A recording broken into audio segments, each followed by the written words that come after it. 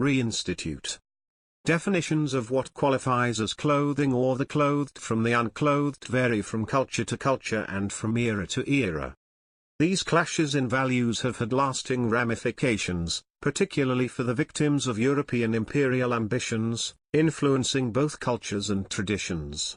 Citation Levine 2008.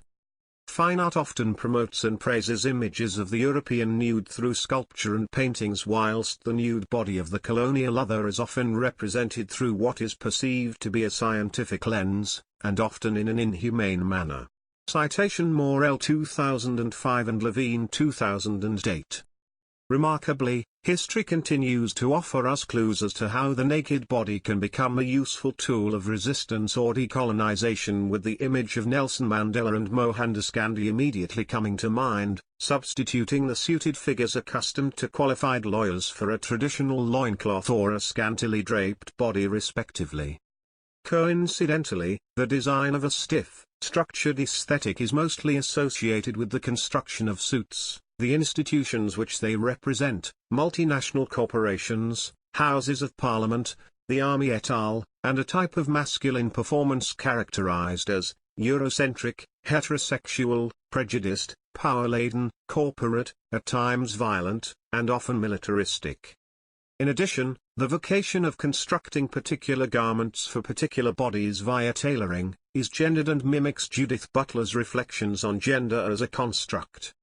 This intervention, titled Reinstitute, is built on a growing body of work and theories on performing methods of undress towards a reimagined African masculine identity.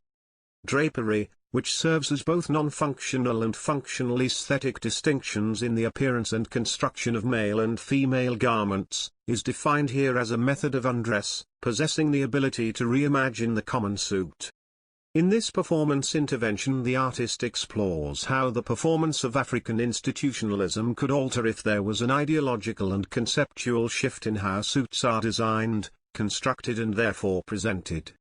The artist has visited examples in the archive of fashion design to derive this question, particularly Bonnie English's Japanese fashion designers, the work and influence of Issey Miyake, Yohji Yamamoto and Rei Kawakubo, published in 2011, and their influence on Western clothing traditions and silhouettes in the 1980s.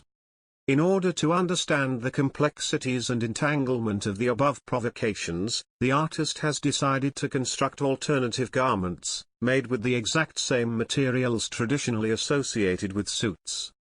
These alternative garments are, however, non-form-fitting, heavily draped, and worn in the everyday, as acts of sartorial resistance.